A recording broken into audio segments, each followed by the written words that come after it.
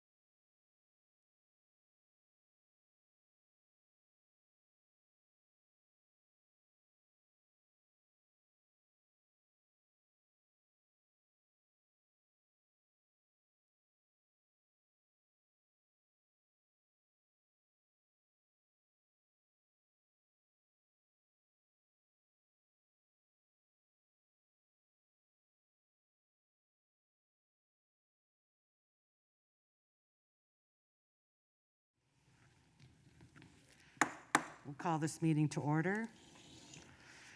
For reconvene to open session, there was no action taken in closed session, and we'll do the flag salute.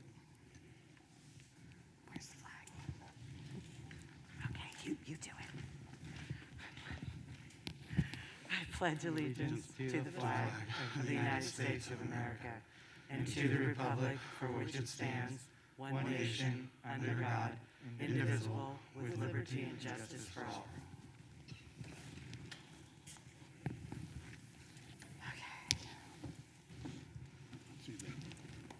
Item 5, presentations. Do we have any public comments, Mindy? Thank you. 5A, introduction of our new CBO, John Bartolome, and I hope I said it right. You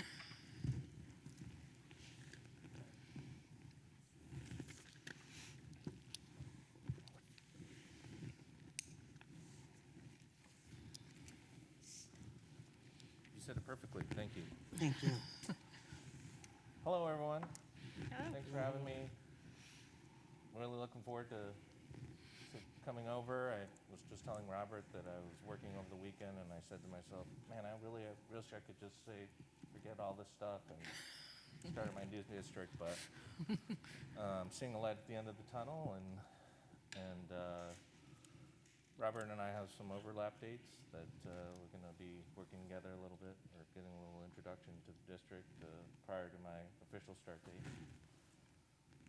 So thank you. Thank you and welcome. Thank you. Yay. Welcome aboard.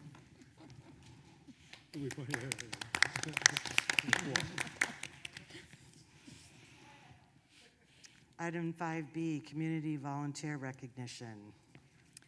Yes, that's me. Traditionally, in Cotati Aurora Park, we've identified a volunteer of the year. And this year was slightly different. But we still wanted to honor those that continued to work and provide service to our schools. So we have a special little presentation here that I'm just going to click through. So our principals decided that it was really important to share the work of folks that were still having meetings, still working in honor of our children and fundraising in a virtual manner, in a new way.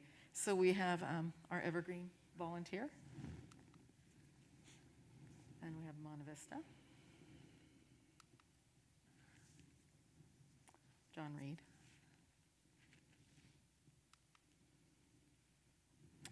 University Elementary School. All very familiar names because they're very dedicated to our district. Richard Crane.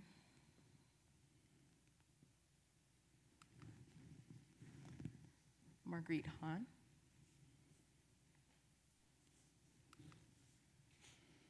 Thomas Page Academy. And what's really special about this PowerPoint is I've met every one of these folks when I first arrived in the district, and you can see their passion and their dedication to our district. And they participate in the PAC meetings, and they provide us with input and really good ideas.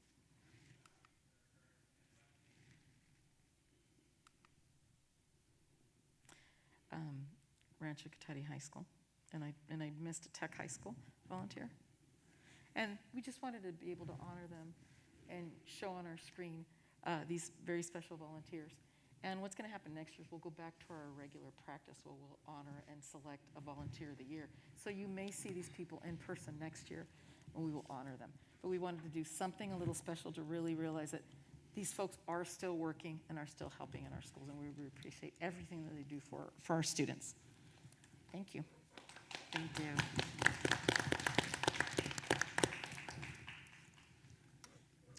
Item 5C, release of 2020 census data, procedures and impact on district's trustee area map. District Council, Mr. Jonathan Salt is here from Fagan, Friedman, and Fullfrost.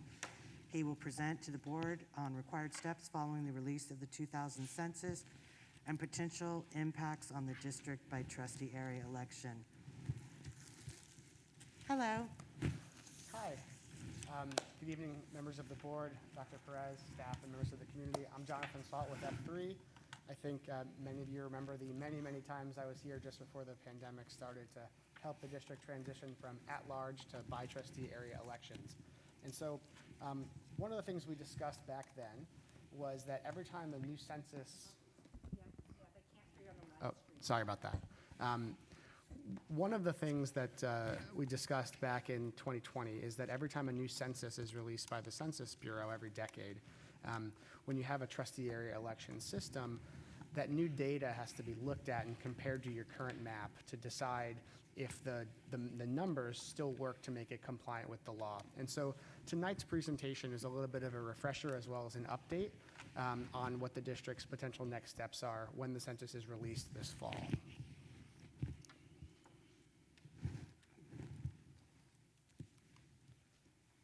So again, as a reminder, the California Voting Rights Act took effect about 18 years ago. So my new joke is that it's now old enough to vote. And it prohibits the use of at-large elections, which the district used to have, if those elections impair the ability of members of protected classes from electing candidates of choice or influencing the outcome of an election. And the only safe harbor from a CVRA claim is to transition, as the district did, to a by-trustee area election system where members are elected only by the voters of the particular area within which they reside. So a little bit of history. December 2019, the board adopted a resolution to start that transition process. There were 2 pre-map public hearings in January 2020, and then in February and March 2020, the board held 3 public hearings on the variety of map options prepared by a professional demographer.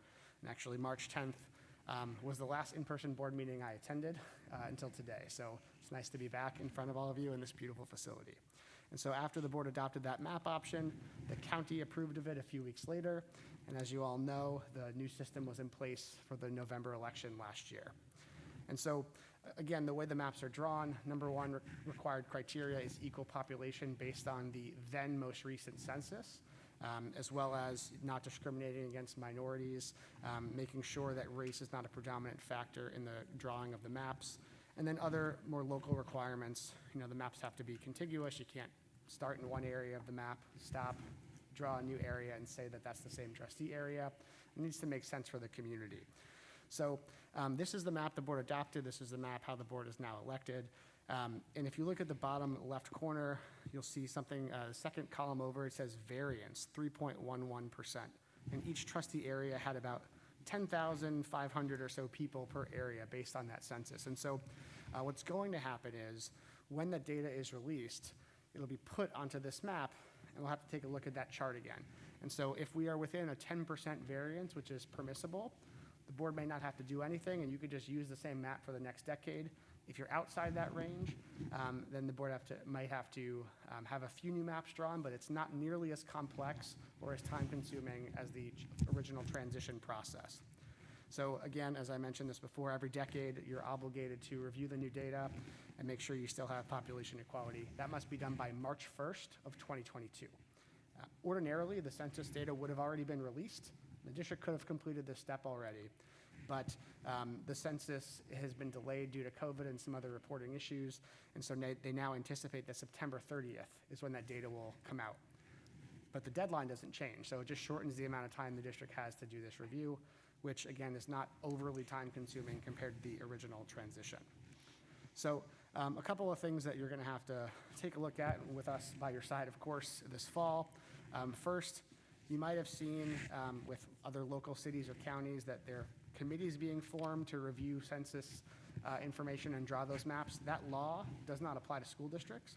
And so the way the process works for school districts is, step 1, when the census comes out in the fall, a demographer will have to just look at that data on the map like I described and kind of see what happens. If the data shows that the population is still relatively balanced, at that same board meeting, the board can just adopt a resolution and resubmit your current map to the county, and that's your map for the next decade. But if the data is not still in balance, or if there have been significant shifts in concentrations of protected classes, you may have to draw a few different options and adjust, is the term I want to use, adjust the map so that there's population equality. It's not a full redraw of the whole map. It's an adjustment to make sure that it still meets the requirements. And so there's not a 5 public hearing, outreach kind of an effort like last time, because that was about the full system change. But if the data does show that a new map is needed, we recommend at least 2 map options and probably at least 1 public hearing for the community to give you input before you adopt a potential replacement map that'll be pretty similar to the current map. And so with that, I'm open to answer any questions you have. This is just sort of putting this on your radar for the fall. What's the anticipated cost So for each scenario? we have obviously been speaking to other districts who we've assisted with this process previously. And so we've seen demographers charging a variety of different things. It's usually contingent on whether or not you have to make changes. So we've tended to see it be, between $3,000 and $5,000 for the, let's look at your data and see if you have to do anything. And if you don't, that's it. We'll just present and the board can approve. But if maps are required to be drawn, it bumps up a little bit. I think I've seen anywhere between an extra, $7,000 to $14,000 or so. It just really depends on the demographer. We're happy to field quotes from a variety of reputable demographers for the board's review. And then if we do new maps, obviously you have to do, boards and, hearings, et cetera, right, Not No? necessarily. Not necessarily, okay. Unlike the original transition, which the law very clearly says you must do 2 pre-map public hearings within 30 days. You must do 3 additional map public hearings in a 45-day window thereafter. Here, it just says, it actually doesn't have a public hearing requirement, but because the county could take issue, or someone in the community could take issue with a new map being drawn and selected, we recommend at least 1, so probably 1 public hearing before the board adopts a potential change map. So it's not quite the same level of investment from the district, because you already made that investment when you made the full system change.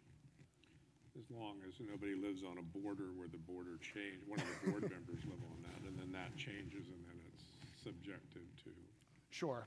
And again, a couple of things. One, any map that is presented to the board will make sure is legally compliant and legally defensible. And 2,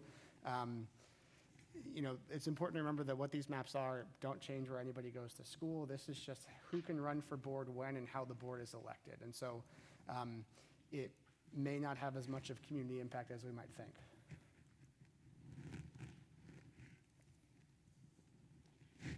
Any other I apologize for leaning. I just want to make sure I'm in the mic. Did anybody else have any questions or comments? Can you update this map to have the current board members plotted on it, please? Yes, I can. This was just what I had from the presentation from March, Right. but I can absolutely Just update so we it. This have was that. just from my old PowerPoint. I wanted to show it mainly for not where the trustees live, but for the map itself. But absolutely, Trustee Brown. Thank you. All right, thank you so much. Make sure you're on the map. Item 6, do we have any public comments? No. 7, communications? Nothing? 8, consent agenda. I have a question about communications. I'm sorry? I have a question about communications. A parent sent in an email and asked her email to be read as public comment. Do we do that or no? I received 1 email, and then Myra received 2. In my email I received, she didn't mention it being read to the board. Right, and typically public comment Okay, I just want to make sure. person should come in and, Yeah, she said she Public comment. wasn't available to make the meeting, and I checked my email earlier today. This came in at 5:07, so. public comment. Typically will come here, write a public comment card. Okay. Item 8, consent agenda. Can I get a motion to approve 8A through 8J? I move that we approve the consent agenda 8A through 8J. Can I get a second? I'll second. We'll give that one to Michelle. All those in favor? Aye. Those opposed? Item 9, educational services, A. Oh, sorry, motion carries 5-0. 9A, Educational Services Virtual Academy Presentation. Didn't vote. You said no action was taken. We're going back to closed session. There's just a question, clarification of 3C. There was reported out that no action was taken. No. We're going to go to closed session and then come back. Sorry, we have a question. Hold on one second. The I'm question- sorry, Michelle, go ahead. You good? Yeah, Okay, sorry. sorry. Rosalina, go ahead. Support. Good evening, members of the board. We're not going to be able to hear you. Oh, thought I turned it on. That helps. That's better. Thank Yes. you. Of course. Good evening, members of the board. I have before you a presentation update about our virtual academy. And so the first is why plan for a virtual academy? And we are, of course, planning eagerly for in-person instruction. That is where our planning is going for the coming school year. But we do know that there's one big unanswered question, and it's how will we serve students who want to continue in virtual learning? And predominantly, this is for two reasons. One, vaccines for young children are not available yet.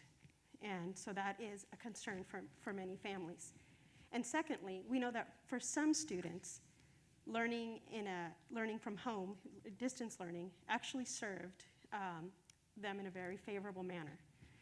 In particular, students who are more independent learners, go at their own pace, or may have other reasons why learning in a home environment served them better. So we recognize that, and we want to make sure that we're planning. So we have been planning since February on ways to serve students who want to remain in a virtual learning environment. In fact, this puts us ahead of many other local education agencies. The fact that we started our planning in February. Because what has happened is that the governor's May revision actually calls for proposed changes to independent study law. As the governor recognizes, and the California Department of Education recognizes, that we need to have this option available to students and their families. But existing independent study law is not sufficient. So while we have proposed language for a revision of a bill, it is not fully in place yet. But we anticipate that we will receive something, hopefully in July or August, along what the law will be. But we'd like to have things in place now to start enrolling families while we wait for legislation to catch up with our needs. So there's going to be changes to independent study law. So I will be coming back at another board meeting once we know what needs to be put in place for board policies, because the new elements of independent study are going to call to ensure that we have a method of tiered re-engagement if students don't show up to their online instruction, that we plan for daily live interaction. That's currently not part of independent study law, that it be every single day, and that we have a way to ensure synchronous instruction for students. We have to revise our written agreements for independent study law and ensure that we are supporting the parents and guardians of the students as well in that are in independent study. So through these changes, we know that we have to revise what we've been doing. And so for that reason, we'll share with you all the planning that we've been doing to prepare for these changes. In Cotati Roderick Park, we're going to choose to not refer to it as independent study, to not confuse that with what has been in place for so many years in California law, but we would like to refer to this as a virtual academy instructional option. And again, just to reiterate, we expect this to come as part of a requirement from the California Department of Education, that every district have some type of option. So the response that we've put in place is we had a design team that made recommendations. So everything that you're going to hear recommended came from this team. And I would like to really thank all the members of the team, of the design team that are listed here. Everyone has contributed tremendously to what would we want to see in a virtual academy for our students. We also ensured that we had membership from RIPSIA. So we had 14 teachers from RIPSIA that participated in the task force And you can see that we've held several meetings. In addition to these meetings, design team and task force members spent hours reviewing programs, looking at rubrics to make the recommendations that we're making. So after careful review, we used a quality metrics rubric to review our programs. We looked at a number of vendors, and we documented using an online curriculum selection survey. And overwhelmingly, Edgenuity was the top selected provider for grades TK-12. The TK through 5th grade Edgenuity program is very different than what we're used to seeing in grades 6 through 12. The pacing is different, the delivery is different because as it is for primary grades. We also made sure we had parent input. So if you'll recall, we did survey our families in February and again in March. Would you be interested in a virtual academy if it was offered? In fact, the first survey that we did was for elementary families, and at the request of the board, when we did the second one, we asked them, and why? So that gave us a big insight to why were families why were they interested in a virtual academy? Then we did another survey of interested families, and we invited them to attend to be part of the parent task force so that parents could share their voice and vision, and we could understand what was their interest in a virtual academy to make sure that we put together what met the vision of the parents. So we held that meeting on May 19th, and we were to inform the parents of the big ideas and to engage them, and so we could listen to their reactions, concerns, and most importantly, their recommendations. We wanted to make sure that these were the essential elements, that it's standard-based curriculum. In our case, we would be using Edgenuity, that we have social-emotional learning curriculum at all levels, supplemental instructional materials can be designed or acquired as needed. Each student would remain a student of their school of record. So this isn't a new school. So if I'm a student at Evergreen, I'll stay a student at Evergreen, but my instructional program is the virtual academy. True of any school in the district. Each student, as I said, would remain in their school. Each virtual academy student is assigned to a Cotati-Warner Park Unified School District advisor teacher. And that, I have a little asterisk there because we're still working on that job, what would that job entail, and where we need to craft an MOU with RIPSIA in that regard. Given the new legislation, we need to ensure daily synchronous instruction. We wanted that anyway.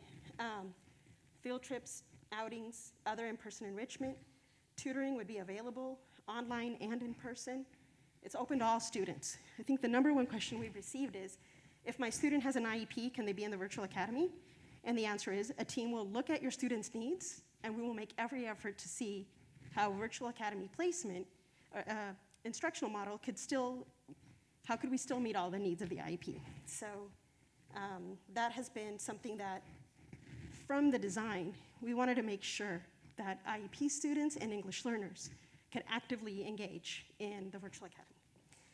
And so we would have enrollment meetings to support this decision-making process.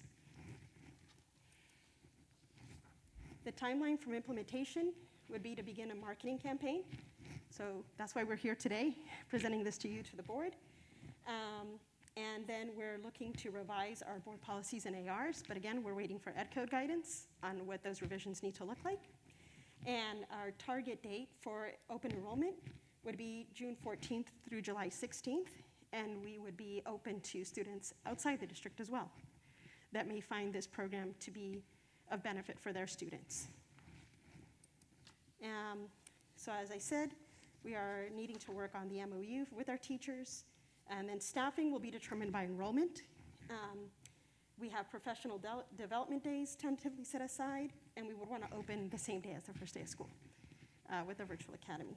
So I wanted to show you, we do have a preliminary mock-up of a website where parents can go and find out about the virtual academy. We would like to host summer informational sessions for parents that are interested. We have FAQs that we've developed, and then we already have some pre-enrollment information. The information that we have includes like a day in a life. What is the virtual academy like if I'm a kindergartner? What would it be like for a middle school student? What would it be like for a high school student? So our staff has worked diligently on putting together all these different info sessions that are pre-recorded and ready for someone to watch, and we will host live sessions as well. So with that, I am open to any questions. I have a question for you. Yes. The teachers, possibly going to fall under the MOU for this. Will they be working in the classroom, or will they be working from home?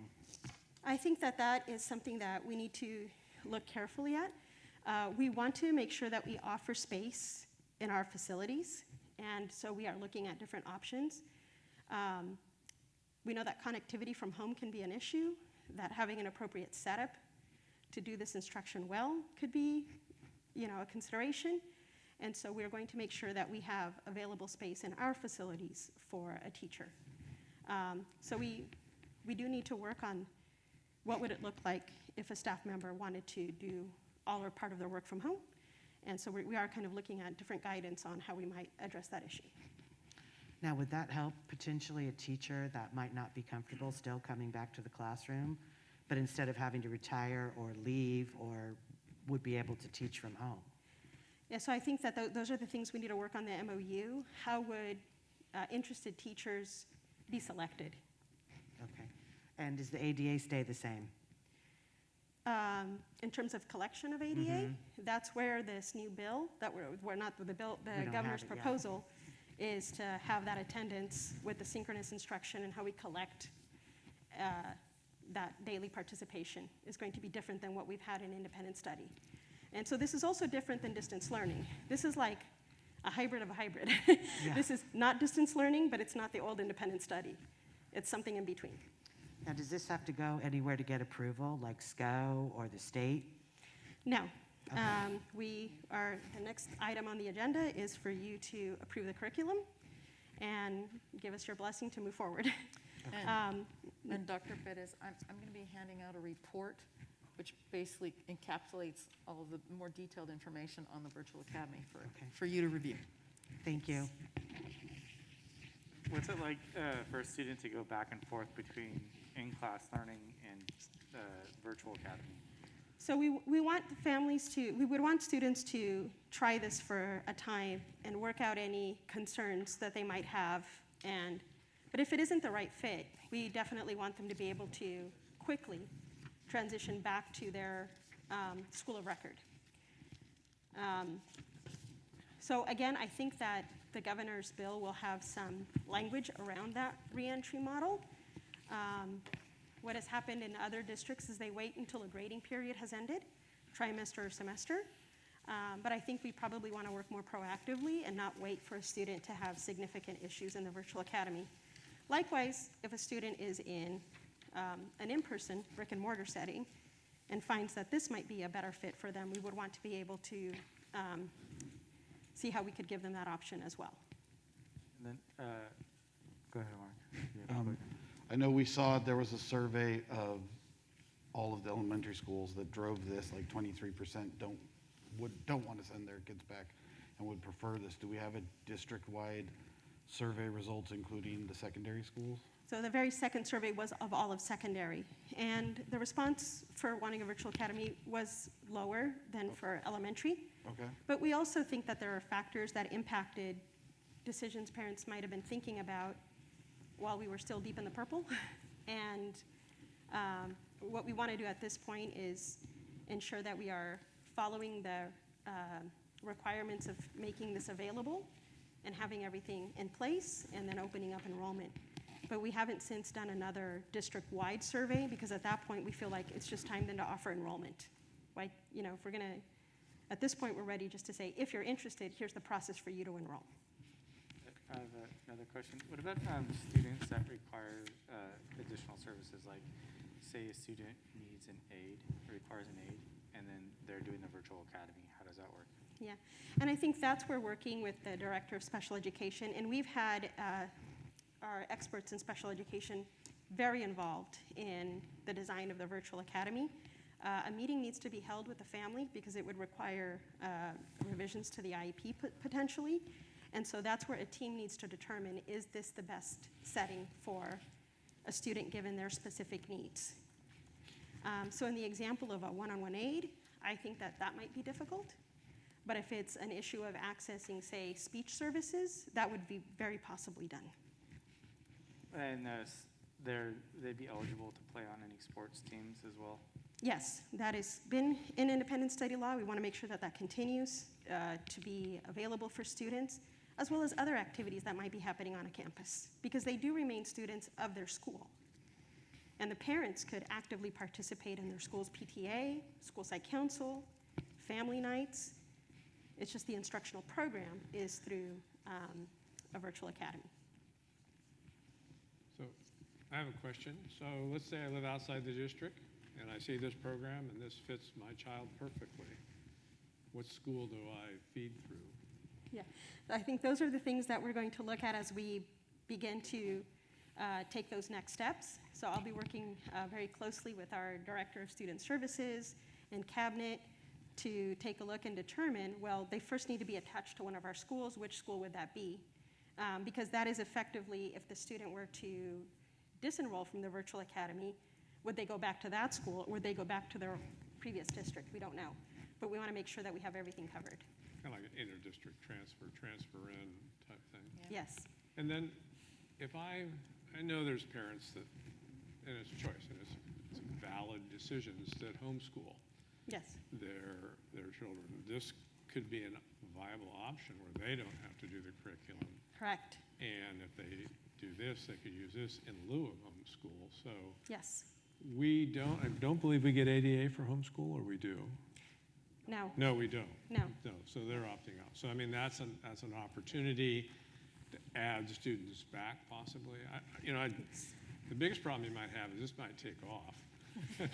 And be bigger than you anticipated. Yes. Which is a good thing, because I don't know if other districts are doing similar things, or other districts might scramble to copy you or this program to provide a similar thing within their districts.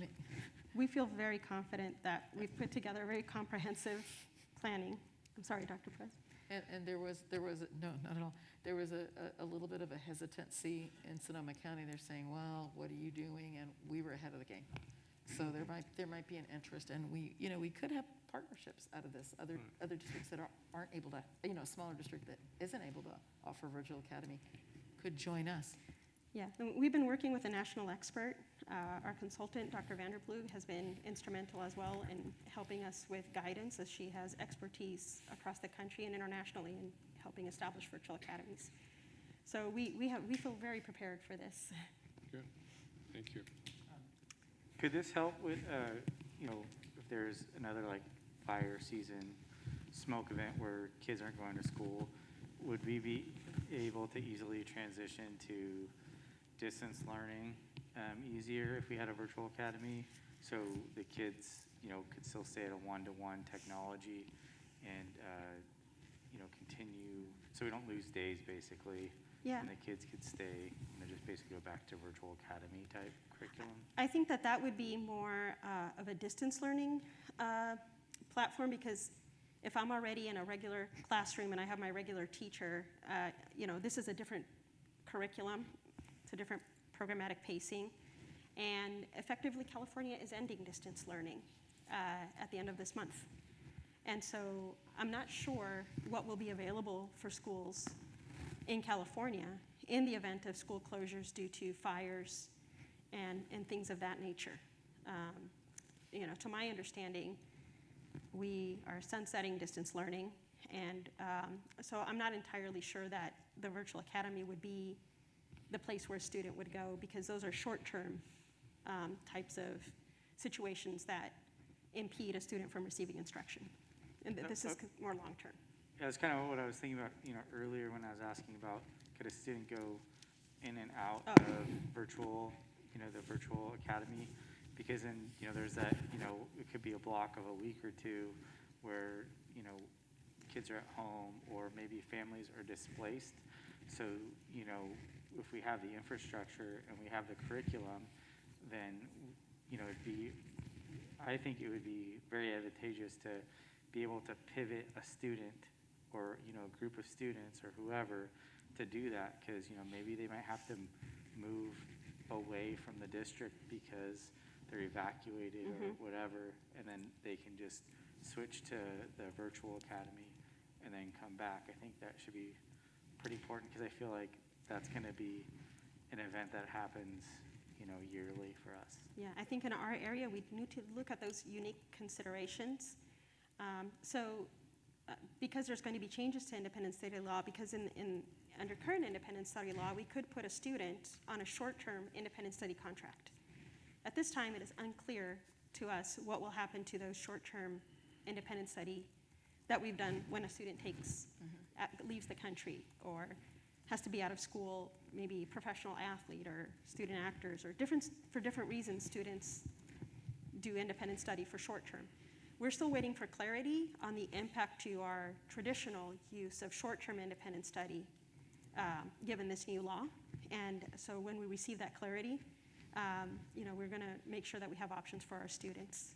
So I am sorry that I don't have more details, but it's truly, we're waiting on what the law is going to tell us are going to be the changes to Ed Code and independent study for those specifics. And then would that also be a thing that we can work on, the MOU? So I know that, the state, what they decide is one thing, but if we have, if there's a student in a classroom or a few students where something like that happens and they go out, that the teachers, we have all the infrastructure for distance learning.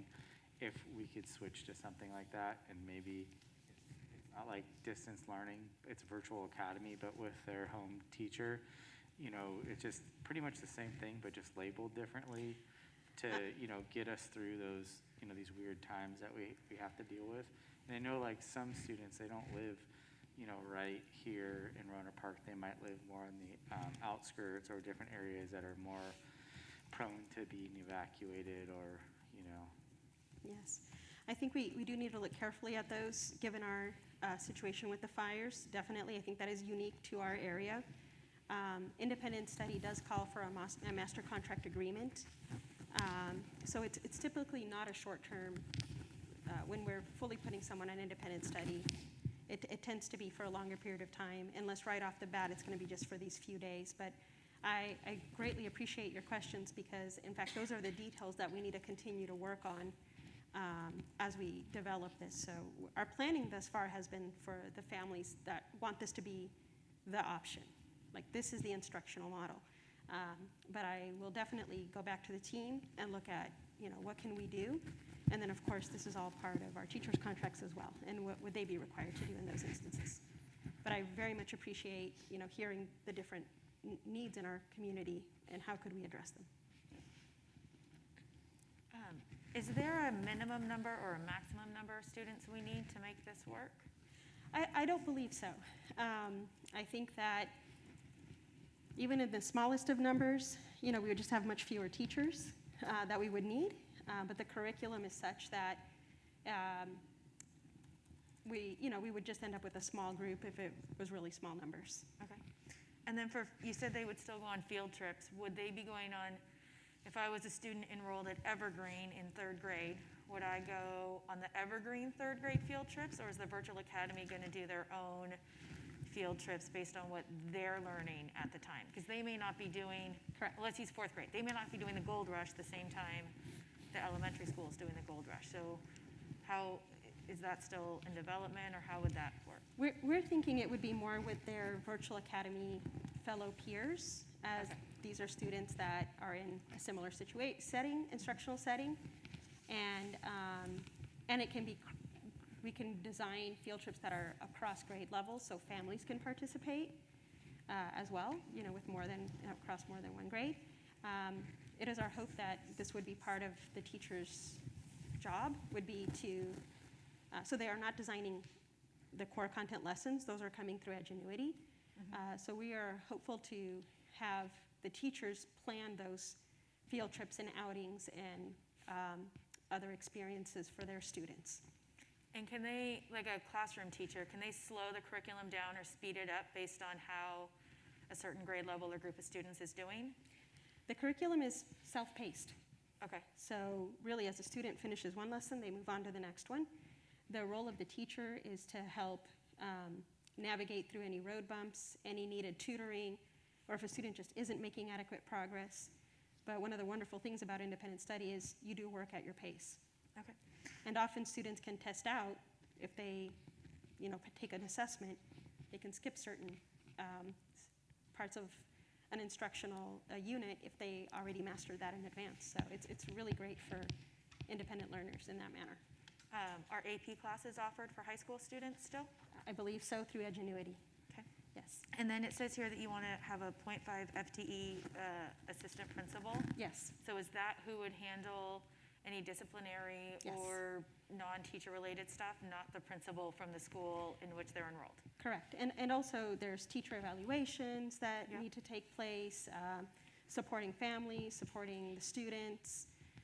If there is a need to articulate the student back to the school, that administrator is there to help ease that process back. And, but we did feel that, the support of an administrator that knows the program well would be really important. Great. Last one, I promise. Is there any requirement that the student reside part-time or majority of the time in Sonoma County or Roanoke Park, or can they be out traveling the world and doing this from wherever they want? I will have to look into that. Okay. I don't know the answer Okay. directly. I think that because we can do transfers into the district, I'll have to look into that. But I could be living, like if I live here in Roanoke Park and I'm going on I need to spend time in a different country for a little Yes. while, or I need to go somewhere, Yes. would that be okay? Yes, because the requirement but we have this new requirement of daily interactions. So that Right. wasn't present before in independent study law. So we're really entering a whole new era. And that in the past, independent study only called for 1 hour a week of Right. checking in. We often did more than that. But it was easy to meet that requirement. It could be a phone call, it could be, now that we anticipate having this daily interaction. So I believe that that is a possibility, but the family needs to be able to make a commitment to those daily interactions. All right, thank you. Sure? Yes. Yeah, I'm on. What services will these students have, similar to like counseling needs or something that a student would have access to on site? They would have access to the existing services of their school of record. And we are, But it would all be virtual, correct? it could be in person as well. To come in. Yes, they are still a student of record of their school. Pardon? They're still a student of Yes. record of their school. So if it's a student at TMS and they need to see a school counselor, and they can schedule and go see the counselor at their school of record. They remain a student of their school of record. They're just in a virtual academy setting. Yeah, but I'm just wondering, like, it seems like the virtual academy setting is for kids that, or for whatever reason, they don't want to be on Correct, campus. yeah. So Yeah. requiring them to come in would kind of defeat the purpose. Oh, so we need to tap back into the services that we've had during distance learning as well.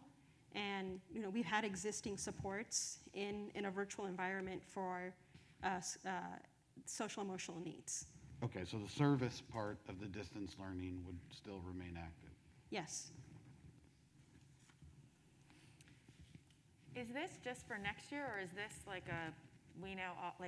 almost opening a new school and it'll be open indefinitely? So it's still unclear if the changes to the ed code are permanent Okay, or in response to COVID.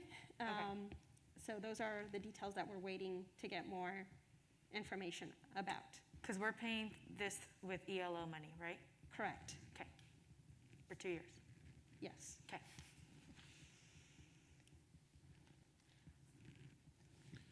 Does anybody else have any questions or comments? Yeah, just to comment on that, if we didn't have those students, we wouldn't have the ADA.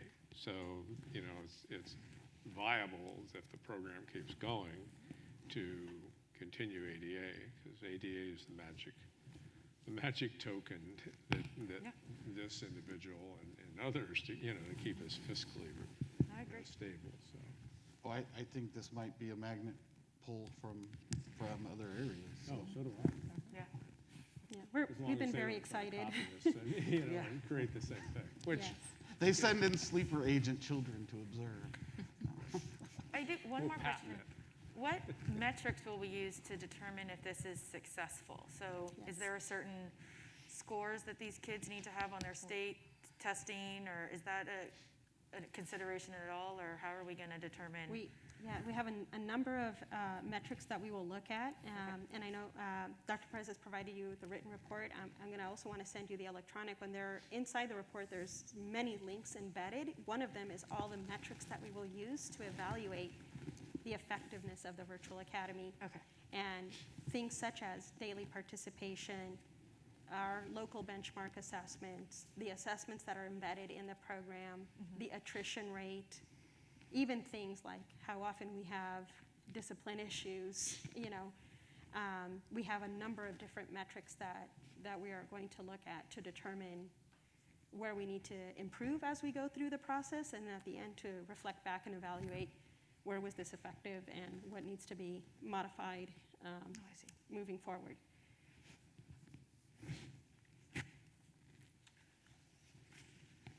Any other questions or comments? It's very well thought out. Thank you. Thank you very I much. appreciate this. Yeah, and again, I can't thank our design team and task force and consultant enough for, this was, It's a great team you pulled together. thank you. A really good team. I'm very appreciative of everyone's time and help, yes. Okay, we will move on to 9B, approval of virtual academy instruction model and curriculum. Did everybody get their questions answered in the Yeah. presentation?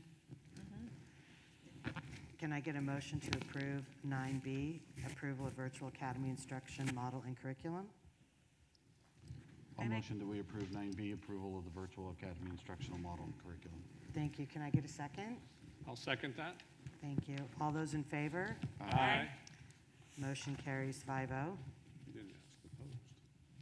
I did what? Oh, you said all in favor, but then you didn't. Did I hear you All say those not opposed? Well, maybe you heard 5 ayes. I heard 5 ayes. Okay, sorry about that. That's okay. 10A, approval of job description for Assistant Director of Student and Family Wellness.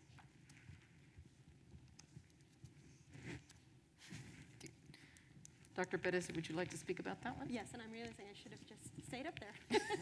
But I'll stay over here. So yes, we're bringing before you a job description for an Assistant Director of Student and Family Wellness. This is in response, again, to the anticipated needs due to COVID, and just needing social emotional support for students and for families. And it's also looking at some realignment of duties in the Ed Services Department. And so this is, a position that we feel will help meet the needs of our students and families going into next school year.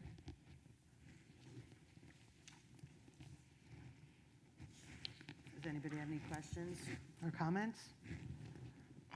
Yeah, I kind of do. I like this idea, but I'm not, I'm seeing an ad for the district office, but I'm concerned about what support we have on the ground for the students when the school year starts.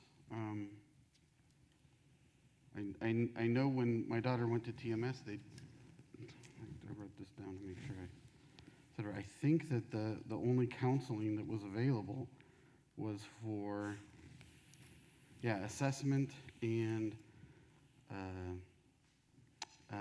students with IEPs and academic.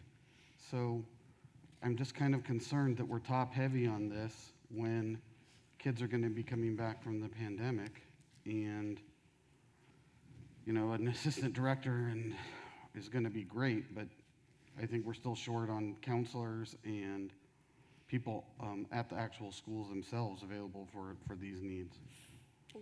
I've been actually doing the research on that, and we definitely, this is ELO money, and this is overseeing that, but we do need to continue planning. We are going to be receiving ESSER 3 funds, and we need to look at the counseling. One of the things that I've discovered as I'm doing the research is that we have school psychologists that primarily focus on special assessment, some counseling. We have 2 counselors that are available to the elementary, and they're placed at our high-needs schools. We also have academic counselors, and our ratio is 390 students to 1. which is a pretty good ratio for counselor to student. I've been in places where it's much larger. So we definitely are really going to continue to look at that. So this is a support and added to build systems. Again, this is a 2-year position to really build systems. The MTSS, the PBIS, we need a focused work to build that. And it's not to say that we are not going to be increasing counseling services. We need to wait a little bit to see, but that we've definitely heard that there needs to be more support. And in addition to that, we also have 2 social workers, which this is probably the first district I've ever been in that has 2 social workers, and one is, at TMS. So we do have support, and in addition to that, we have team success, which are interns, and what they provide. Team success does is provide the leadership and the supervision for that, so that we can have additional people serving our kids. So we do have some resources, and we definitely need to continue to investigate to see what other resources are needed. So we're waiting on ESSER funding information. Yeah, How much? This is ELO. ELO. This is ELO. What we've done is we've looked at site support, and I've actually, and what we've done here is it's learning mitigation loss. So we've really focused on lowering class size through additional FTEs for teachers. And we have a summer school program, and that's also supporting our kiddos. So it's a very multi-pronged approach to be able to support the kids as we return from the pandemic. So this is the first plan. This also help with, I don't know if you said it, but each school site managing their own budget and creating their own budgets Well, to assess the needs for each, would this position help with that? As we recall, we're beginning with Title I schools. So Title I schools will have a site allocation, and they will have to work, which is a requirement. They have to receive their Title I allocation. It's a per pupil allocation. And then they have that money to look at their needs, assess their students, look at their data and say, wow, we really need math intervention. We really need reading intervention. And so then they design the program in collaboration with their school site council and their ELAC, getting input from their stakeholders. So that's the first step.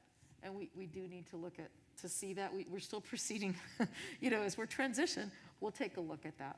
But I really do, that's what I did as a school principal. I had my allocation, and I was able to build programs based on our needs. So we're starting with Title I, and we've got a really great beginning. And Principal Dr. Fong and Principal Rohan developed their SIPSAs based on that, the single plan for student achievement. So we're on our way, and we're beginning that slowly but surely, but steadily moving forward. Any other questions or comments? So this position is a permanent position in our district, or it's a short-term contract position? It is a 2-year position, ELO grant, so the extended learning grant that you approved, I think it was last meeting. So that is a 2-year position to build systems and support. I don't see that in the job. I know that you said that, but in this job description, it doesn't say that it's going to be a 2-year contract position. So I just don't want someone to get this position and then think that it's a long-term What we do career. when we offer employment is they would receive a temporary contract. So we do that routinely with certain staff members where they have a 2-year contract. We wouldn't necessarily put it in the job description. We do want to maintain the job description should we have funding and could continue it, but really that comes in the employment. So we hire someone when we say you're on a temporary contract and your contract expires in 2 years. So what we're approving tonight, though, was the job description, right? Not You're that it's only a 2-year. approving a job description. We're not hiring anyone that would go on our personnel action report in the future. This Okay. is simply a job description. Okay. And then I just, looking at the 3 job descriptions that we have here, using the ELO grant money, I just want to make sure going forward, this position seems, it's at the top, not at the base where our students and staff are. And I just want to make sure that the remaining dollars of our ELO are spent down with our students and our staff who are, you know, coming off of a really, really hard year. And I know the district office is coming off of a really hard year as well. But I just want to make sure that this ELO money is spent as close to students as possible. Absolutely. I understand that the district has long-term needs as well. It makes me nervous when we're spending short-term funds on long-term needs. Right. That, you know, we're going down a really short path here. And so just going forward, something to think about. Well, and I do want to, so that the board is aware, we're spending $241,000 on summer school. We're spending, sites will be allocated $568,000 of the ELO funds for additional staff and support. So additional sections at the high school, additional teachers at the elementary to lower the class size. And our virtual academy, that is also direct support of students, that's about $400,000. And the DO services that we've carved out right now, these are temporary positions, is $297. So the bulk of the money is going to our school sites. And that's something that we'll always keep aware of, and it's very important for me, is that we're supporting the classrooms. And the other side of the coin is to be able to build the programs. And then we don't permanently need the staff, but we can build some programs and build some momentum to strengthen the instructional programs in our district. Okay. So both of these positions, in my reading of them, and I read them a couple times over the weekend, these two positions are directly related to students on the ground and their families. They're not just because they're a district office position and who they report to, but the fact that we have people that are actually going to be working with site administrators and with students. Yes. And with families. So I think these are both a really good idea for 2 years to get a handle on our curriculum that we've been talking about for many, many years. And also, obviously, the student and family wellness is really important as well. Also funded by grant money that in the past where we just had grant money we didn't use also. Yes. Yes, unfortunately.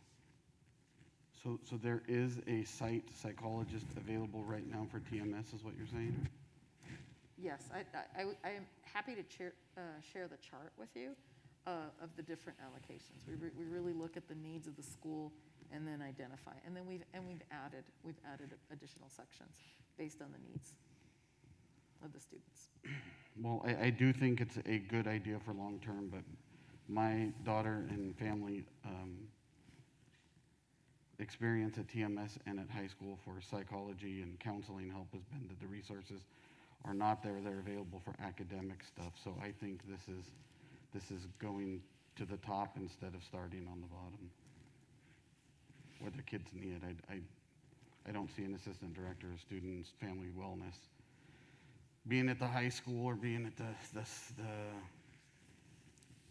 secondary schools being the person. I mean, that would still only be one person for 4 schools. So, and it doesn't list that they need to be a psychologist either. So I think this is a great idea for down the road, but not now. So Myri, the numbers you gave us, looks like 1.2 million is going directly to students Yes. and 297,000 in these 2 positions for 2 years. Yes, and please understand that they're not sitting at the district office doing district office work. Right. They are working with staff.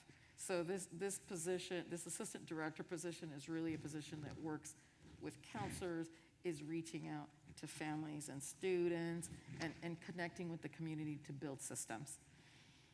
And I can talk a little, and we want to, I don't know if we want to still have a question about that, and then I'll talk a little bit about the curriculum one, which is different. Yeah. If I may add as well, we still are going to be planning out our ESSER dollars, as you mentioned. And that is also in response to the pandemic. And as we bring on more site level staff, we need to have centralized supports for them. Right. Or else that's just putting more work on our site administrators to coordinate the work of more staff at the sites. So these central positions really help the planning that we want to build out with the ESSER dollars that are coming. Yep, I agree with you. I'd like to add, too, that the two positions you're looking at are new positions. That's why we're bringing a new job description. So any other support that's happening with those dollars, we're not asking you to, at this, it's already part of the yellow plan that was Right. approved. These are evident because they're new positions. So this isn't the only thing that we're doing with those dollars. Excuse me. I feel like I visited, when we were looking for superintendents, I visited a couple district offices. And one thing that I did notice is that they had way more staff than we did. Right? And it doesn't matter, like, it was a much higher concentration of staff. So when I look back at the pandemic and everyone compares us to other districts and how we did things and how quickly we did things and why things didn't go fast enough, I think about, well, a lot of those people had really big teams. They had multiple assistant superintendents, and they had all these things that we didn't have. And I think now that we're looking back at it and realizing, I just remember Julie and all the hats that she wore and all the hats that Robert wore. And that was 2 people doing the job of like 5 people. And I'm sure, Robert, you tell me if I'm close on this, that you probably wish you had a little bit more support, and you probably could have done more. I would agree. And I appreciate your comments, Joe, because, in light of comparison and the size of school districts and having been through a couple districts myself, as and my partners here have been, we are smaller in size than in comparison to a lot of other districts. But we all have the work to do, and so we get it done. Well, we also have the 3rd largest district in Sonoma County student-wise, so we have a really big imbalance. Nobody here is trying to hire just at the DO at the expense of the site administrators, but these positions are going to supply much-needed support at the school site levels for the principals and the teachers. And I think it's a really necessary thing right now, especially coming out of the pandemic and taking a look at we don't know what it's going to look like when everyone comes back to school in August, how many kids are going to be, yay, this is great. I mean, even me going to the grocery store for the first time in a year, it was weird being out in public with people. So I think the kids are going to be going through that, and we'll have to see. But we got to get the supports in there, or this isn't going to work for these teachers.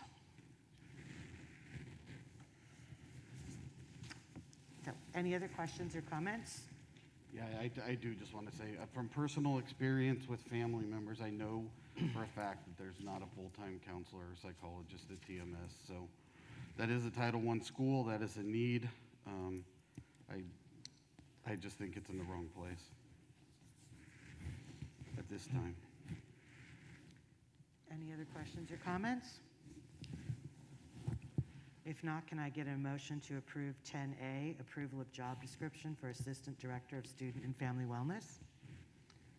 I move that we approve 10A, the approval of job description for the Assistant Director of Student and Family Wellness. Thank you. Can I get a second, please? I'll second. All those in favor? Aye. All those opposed? Opposed? The motion carries. 10B, approve. Go back. What did I do? Go back. Motion carries 4-1. Oh, sorry. Motion carries 4-1. Making me nervous over there. I'm going to make you do that. 10B, approval of job description for Curriculum Specialist 2. Okay, these positions are really to focus on curricular areas. And we discussed this at length with our leadership team, with our school leaders. And their advice was to hire 1 position for English Language Arts and 1 position for math. We're going to be getting into the demographics or into the dashboard data, the dashboard data a little bit later, but you're going to see that there is a real significant need in these areas, particularly for English learners and also mathematics. Our scores are not as strong as we'd like them to be. So really it's looking at that, working with teachers and staff, providing PD, reviewing that data to strengthen, again, our instructional programs. And both have a support and focus on our English learners, because we do teach language and mathematics language, as well as in literacy. Any questions or comments from anybody? If not, can I get a motion So to is- approve? Is there Excuse me? Is there going to be a curriculum specialist at each site, or?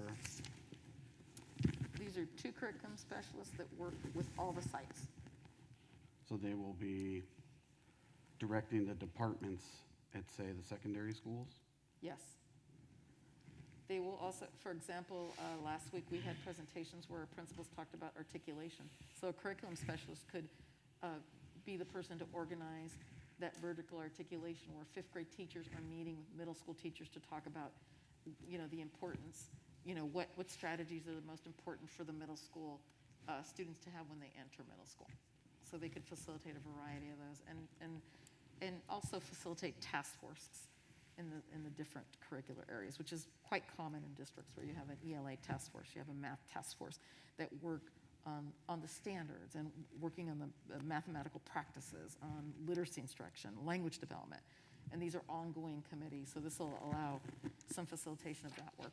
And also provide demonstration lessons, be supporting teachers in the classroom, but really a leader in content areas. If I'm correct, we don't, okay, now I'm on. We don't have a link really right now between elementary and middle school, right? So, like I know when my son started middle school, the middle school teachers are like, oh my gosh, all the elementary kids are coming in below their math, what the middle school teachers were expecting a sixth grader to know math-wise. And then I talked to the fifth grade teachers and they were like, we didn't know there was a problem. And so will this help kind of build that gap of like middle school teachers Yes. are seeing this is deficient or that's deficient and kind of, When you don't have those content area specialists, yeah. then it's left up to the principals. And we have done that where LJ says, we really want to talk to the high school teachers. So Right. then what's happening is the site leaders are doing the PD. Some people find that easier and more enjoyable than others, Yeah. depending on leadership styles. So what this does is it creates that PD piece where they bring, that's the job of this person, is to bring groups together, have that articulation. And one of the finest moments when we were having principals present is to have Principal Quinn talk about what she's doing in English language arts, where they're identifying 5 key strategies, and everyone within the English department is teaching those 5 strategies. That's great. How wonderful. And the elementary principal was like, come talk to my 5th grade teachers, tell us what those 5 strategies are, so we can also prepare. And that dialogue and that communication is key. Yeah. And to have someone to have that, facilitate that at different levels, because there is an interest, there's a very strong interest in this district for learning and for professional development. And done right, it changes practice and improves practice, and bottom line, it benefits our students. Yeah, that's great. Would this position help standardize Teamwork. the curriculum haven't had it. between different sites and Yes. from primary to secondary? You know that, we always talk about the curriculum and people think of a book. The curriculum are the standards. And they are very strong standards that, no set of standards are perfect, but are far better than the previous standards. These are aligned. And so what that allows is, for example, some of the schools have created the standards, they created student-friendly standards. So now we can bring together, one of the things I'm hearing is we need pacing guides. Because, Joe, you may be on page 5 of the math book and I may be on page 25. How do we guarantee that our students having similar experiences at our school sites? So that's what it allows to do. Let's create a pacing plan. Let's see how our students are learning. Let's assess at certain key points. And that's that standardization without taking away the creativity, but really focusing in on the learning. And also we have PLCs, our professional learning communities, where now we can look at that benchmark data and say, how are our kids learning? Wow, Lucelena, your kids did great in fractions. What did you do to make that happen? And that's where I started to change my practice. I was able to sit with other teachers and say, what'd you do? How'd you make that happen? And that's what we're trying to create. I think it's really important to have a EL master plan. We have not had, as far as I can recall, and also a professional development plan. I think once you get people collaborating and working together, which these positions will be able to do, I think it benefits the students in the long run. That's the goal. So this is also with ELO money? ELO money, yes. And I do see a blank spot for a curriculum specialist 1, whereas we're talking about curriculum specialist 2 for 10B. Is that a future plan, or is there somebody already a curriculum specialist 1? We don't know when there was a curriculum specialist in Catani Rohnert Park last. It appears on the salary pay scale, but we did not find a job description.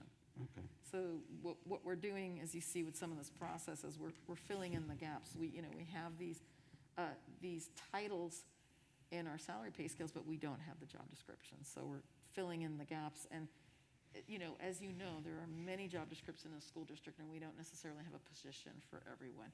But these we felt were very valuable and pertinent to the work we want to do in the area of curriculum and instruction.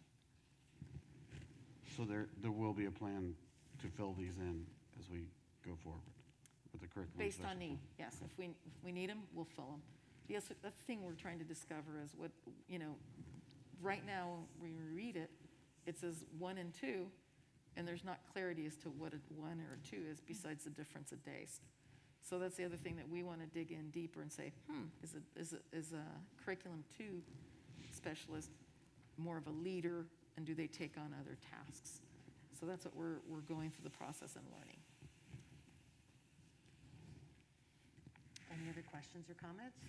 Yeah, who's Dr. Luz Elena the Assistant Superintendent of Curriculum and Instruction currently? She sure is. Okay. So this person will be a direct report to you?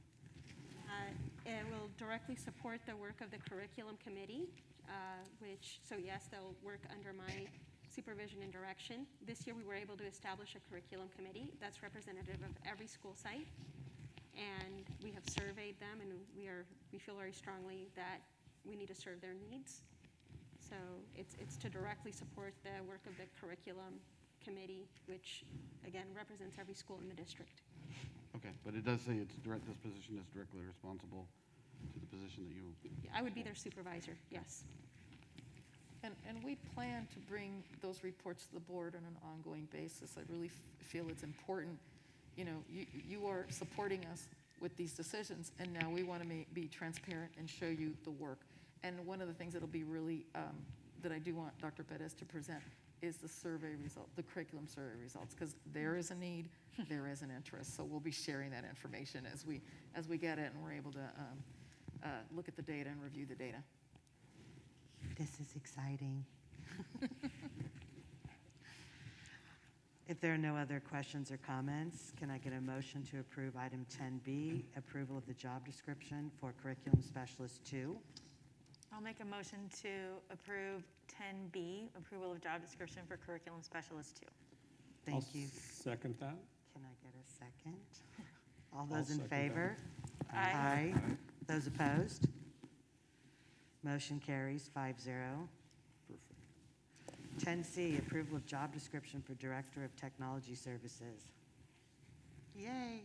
Yay. Well, what we have here is when we started our journey, when you started your journey and developed an IT department, the work has really evolved since then, as you can all imagine. The work has evolved and changed. We went from having some devices to a one-on-one program, which is a heavy lift. Every child having a device. And this is so good for so many reasons. We've also had to support families and students through distance learning. And once you provide support, you don't stop providing support. That needs to continue on. So we do have a helpline.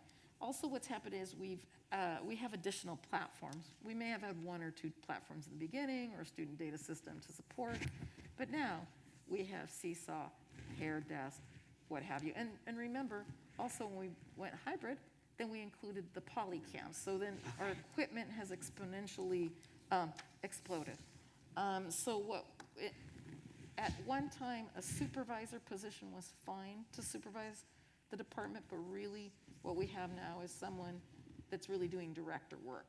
And what we discovered is we didn't have a director of technology job description. So what you have before you today is the approval of the job description. that's more aligned with what other districts are doing in Sonoma. And currently, right now, we have a technology services supervisor. That's the, Yes. So we have a supervisor, and then our executive director is overseeing IT, and who is the executive director right now? of maintenance and operations. Sorry, I'm not giving the entire title. It would be Mr. Savage, Josh Savage. So we already have somebody doing this work. We just didn't have the job description. Right. And the title to go Right. with the work. Yeah, I've been And asking we're- for this we're- and for we're- like We over. lack parity. When you look at other districts that are similar size than ours, they happen to have a director, not an IT supervisor. I've been asking for a year that we do that, so I'm really, really excited to see this. Are there any other questions or comments? Mark, did So you?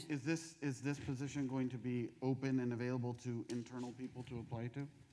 Well, we currently have someone that's in the supervisor role that would move into the director role because he's doing an exceptional job and he's been doing the director role. Robert? Yes, Okay. as a supervisor. Yay, Robert. If there are no other questions or comments, can I get a motion to approve 10C, approval of job description for Director of Technology Services? I make a motion to approve 10C, approval of job description for Director of Technology Services. Thank you. Can I get a second? All second? Thank you, Joe. All those in favor? Aye. All those opposed? Motion carries 5-0, and I've been asked that we take a 5-minute bathroom break.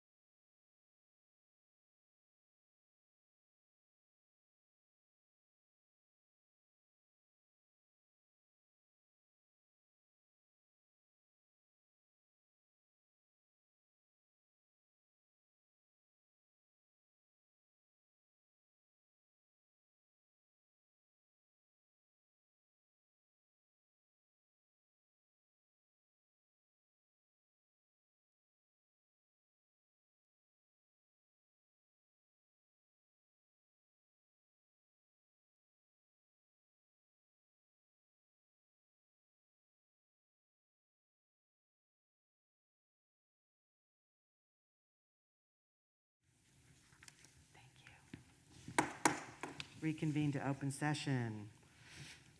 Item 11, Business and Operation Services. 11A, Resolution 2021-17, authorization to make transfers between fund balances and expenditures at close of year per Ed Code 42601. Okay, this is an item we do every year and in June. And basically what it is, it allows us to make budget transfers as part of the closing process over the next couple months as we go through closing on that. So again, it's just an item that we do every year. Any questions or comments? If not, can I get a motion to approve 11A? I move that we approve 11A, Resolution 2021-17, authorization to make transfers between fund balances and expenditures at the close of the year for Education Code 42601. Thank you. Can I get a second? All second? Thank you, Joe. Roll call, please. Trustee Brown? Yes? Trustee Chimino? Yes. Trustee Gillis? Yes. Trustee Nelson? Trustee Wing? Yes. Motion carries 5-0. 11B, Resolution 2021-18, to establish temporary interfund transfers of special or restricted fund monies. Okay, this again is one that we do every June. This actually applies for next fiscal year, and it allows us, if need be, to do temporary borrowing between our district funds. Any questions or comments? If not, can I get a motion to approve 11B, Resolution 2021-18? I'll make a motion that we approve 11B. Thank you. Can I get a second? I'll second that. Thank you. Roll call, please. Trustee Brown? Yes? Trustee Chimino? Yes. Trustee Gillis? Yes. Trustee Nelson? Yes. Trustee Wing? Yes. Item 11C, Resolution 2021, temporary transfer of appointment funds under Ed Code 42622. Okay, now this is not one we do every year. This is actually a one-time deal that we're doing here. If the board recalled, we presented at least, or 2 times during the year, that we had a resolution for a tax revenue anticipation note, or referred to as a TRANS. With that, that allowed us to meet our short-term cash flow issues. We have our cash that comes in on an irregular basis, and our expenditures go out on a more regular basis. It creates some cash inequities. This year, this was really compounded with the deferrals, and so that caused us to go out for the TRANS on that. We had 2 options set up. But with the passage of AB 86, part of the ELO funds, we did get 50% of those funds in May, and that actually reduced the level of cash shortfall for the year. With that, Sonoma County Office of Education approached us and said that they would be willing to support a no-interest cash flow loan for the district not to exceed $4 million. The benefit of this is we will not have any cost of issuance or borrowing costs, which would have been associated with the TRANS. So we appreciate SCO's offer. It is not to exceed $4 million, and we will be required to repay the loan to SCO in a 1 payment no later than September 1st, 2021. Any questions? You said this was for no interest? I'm sorry? Did you say it was for no interest or low interest? That's correct, no interest.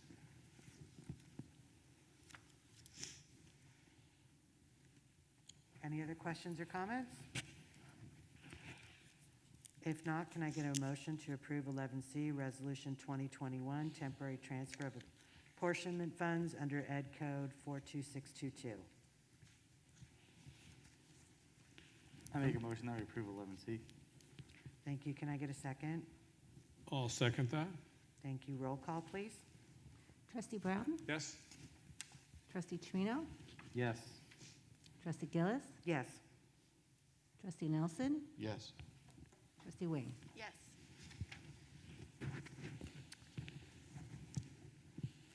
Sorry, item 12, Board Services. A, Fiscal Update and Planning. Okay, this is the standing item we have every month. The first item that we have is the enrollment report. This is basically going to tell us the change from April 30th, 2021 to May 31st, 2021. And it's good to say that we increased enrollment by 3 students. As we've been kind of digging into those numbers, obviously not a lot of change there, but we did have 4 students leaving the district and 7 entering. The 3 that left the district moved. 3 of the 4 that left the district moved out of the county, and the 7 who entered, 2 from another country, 2 from out of state, and 2 within our county. Excuse me. So, the next information here is the budget summary report, and this reports the change in our budget on the general fund budget from April to May on that. And you can see there were some pretty large changes overall, and that had to do with the budget for the salary settlements that we had with CSEA and the unrepresented. That accounted for about $400,000 of that change. We also had money that was budgeted due to the ESSER funds that we had, the initial ESSER funds that we had. And those were revenues and expenditures that we had budgeted in the books and supplies category, and really that was about the significant changes for that. This is to be expected, particularly with the salary settlement, as the numbers that we disclosed in our public disclosure statement. The next item is the Federated Indians of Grayton Rancheria funding. So we're pleased to say, report to the board that we are approved for next year's funding with Grayton. As you know, under the pandemic and last year, midway through the year, we were told we weren't going to be getting any funding. And we actually got cut off 3/4 of the way last year, and then we were told we weren't going to be getting any funding for the year. We ended up getting half a year's funding. And then the report that's attached is basically the expenditure report, proposed expenditure report that we ran through the committee. There's a committee of 2 members of the tribe, 2 members from the district, and 1 person, 1 outside. And in this case, it was president of Sonoma State. And so they unanimously approved the plan. And so we are good to go for another year. And that's all I have on that item. For the Rancheria funds, are these funding current positions, or does this allow us to hire new positions or fill new positions for 21-22? These are current positions that we have. Okay. Right, and that really assists us because when funding was cut, we had to basically fund these to the general fund in order to continue with these. Yay. Any other questions or comments?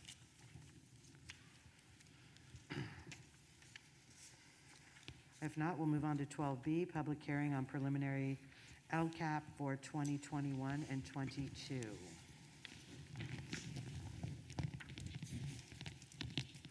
Krista, you want to open the hearing? Oh, we'll open the hearing.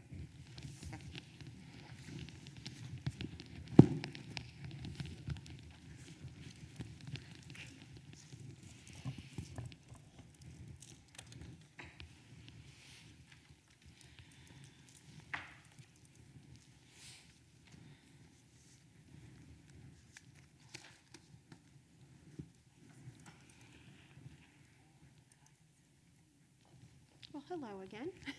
It's the annual update and then. And I Plan, I come to you believe. now with our LCAP. Is your microphone on? Yes, I believe it is. Can you hear me okay?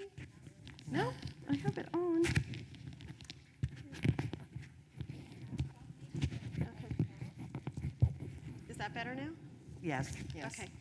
I know, I'm getting a lot of feedback from it, so I'm not sure what happened there. Okay. How's that? I think that Better. calmed it down. Okay. So it's been a while since we've had an LCAP come to the board because we didn't have an LCAP last year. We instead had a learning continuity and attendance plan. And so now we're back to having an LCAP, and we start a new 3-year cycle with the LCAP. And so what you have in this presentation is a big picture view. I understand that you've received the draft in PDF, and I've also created a reader-friendly version. That is the version that we've been using for our stakeholder input, because it is a lengthy and detailed document. We did get both, Great, the excellent. 59-page and the 17-page. We got both. Great, good. So we start by discussing the successes, and the last time we had a dashboard was in 1819. So that's really the dashboard data that we have available. And in ELA, we have 2 student groups that have shown an increase. In math, we also have a student group that had an increase in points. We've had 52.6 of our English learners made progress in that year, and our chronic absenteeism declined for our homeless students and for our foster youth students as well. And district-wide, our suspension rate had dropped in that year. So it's important to look back and reflect on the successes that we were having then, as well as in 1920, we had some new revised metrics. So again, we're trying to pull the most current data. And the reason we don't have more current data is because there was a suspension of the SBAC, which is where a lot of the data is pulled. These, however, were indicators that were available in 1920. Our college and career indicator had an increase of 6%.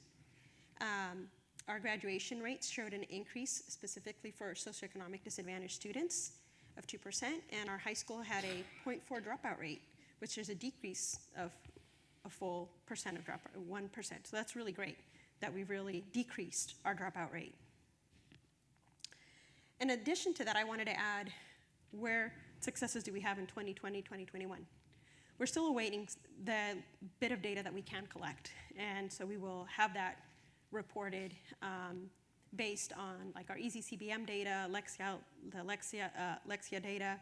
When we're able to have our new graduation rate and all that, we will have some data from 2020, 2021, but not at all compared to what we're typically having. We did feel it was important to prong out, our collaboration with our labor groups in order to get where we were with distance learning, a return to hybrid. All of these things required lengthy collaboration. All the technological innovations that we needed to do when we moved to distance learning, stronger relationships with parents and community. We actually are seeing more parent participation in virtual meetings, so we're really happy that we have another platform now by which we can reach parents, increasing our focus on equity and really prioritizing the social emotional needs of our students. So for now, this is more of that qualitative data, not quantitative, that we will come back to when we have. The needs, again, going back to 2018 and whatever relevant data we could find, we know that we need to continue to prioritize the social emotional learning needs of our students. In order to really quantify that going into the next year, we do plan on having a universal screener that is administered to every student so that we know where are we, what are the needs, and then we can appropriately use the available funding that we have to see how we can best meet those needs. Math district-wide is a great area of need in our district. We are 54.8 below standard. It puts us at the orange level, and we have 2 groups that are in the red level. In English language arts, we're at 15.5 points below standard. At the orange, again, having 2 groups in the red level. Chronic absenteeism, which was at 9.4 district-wide, but for our students with disabilities, chronic absenteeism is in the red level. And our suspension rate, while it has decreased, overall in the yellow, we have 4 groups that are in the red, experiencing between 10.7 and 19.3 suspension rate. But again, remember that this is 18-19, and we feel that last year the data improved. So we look at our successes, we look at our needs, and then we write actions and services to meet those needs. So we have a new template, and it's very different from the last template, to be honest. I've worked on LCAPs since they began, or was it 8 years or so now? And so this one's very different in many ways. One of the things is we have to establish metrics for 2023-24. So it's like you have to set your goal 3 years from now, and we don't get to change it. So if right now we were to say we want to increase by 20%, and then year 1 happens and we only increase by 3%, we can't go, maybe 20 was too high. Let's go back and decrease it. We don't get to do that. So the setting of the metrics 3 years ahead What I like about it is it pushes us to make really big gains in the first year and then make those incremental gains in the second and third year. And so in order to make these big gains in that first year, we have to really plan very carefully of what supports our schools are going to need to get us there. So that's a change. And I wanted to share what stakeholder engagement we have had. We held extensive student voice sessions. So our student services team, Rocky and Matt, met with students across the district in a virtual setting and gathered their input. They did it through Google Meet and met with students from 8 different schools. Student voice, as you see, is #1 on our list of engagement because we feel that they are the most important voice for us to hear often, is how are they experiencing schooling and what can we do? Right there, as important as parent input. And so we've done a lot of surveys in the district of parents, DLAC meeting and PAC meetings. In fact, yesterday we had another PAC meeting in order to continue to engage parents in input into the development of the LCAP. Our labor partners were preliminary consulted. They will be receiving the reader-friendly for additional input. And as we've stated, we've conducted an extensive curriculum and PD survey, which informs the LCAP.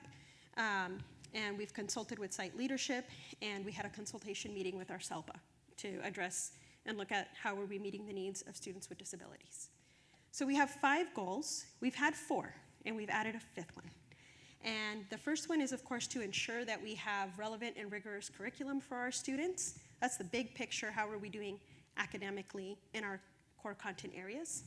And then in our district for goal 2, we really hone in on the needs to be college and career ready.